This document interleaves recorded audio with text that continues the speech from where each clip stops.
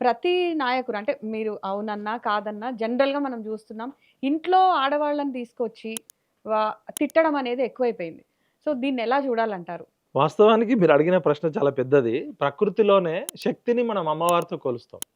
ఇయాల మొత్తం జంతు జాతిలో ఈవెన్ చీమ తీసుకున్నా గూడా చీమనే రాణి. హ్మ్. అంటే రీప్రొడక్టివిటీ పునరుత్పత్తి ఉన్న జంతువుకే ఎక్కువ శక్తి ఉంటది. అందుకనే మనము ప్రకృతిలో ఉన్న అన్ని శక్తులు అమ్మవారు, ఆదిశక్తి, పరాశక్తి అన్ని శక్తులను మనం అమ్మవారితో పోలుస్తాం.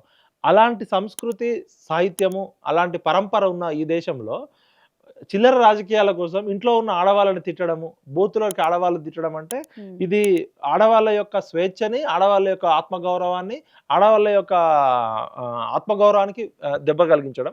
ఇప్పటికైనా రాజకీయ నాయకులు మీరు తిట్టుకోండి గానీ, హ్మ్. ఇంట్లో ఉన్న ఆడవాళ్ళని తీసుకురావడం అంటే మీ చేతకానితనం.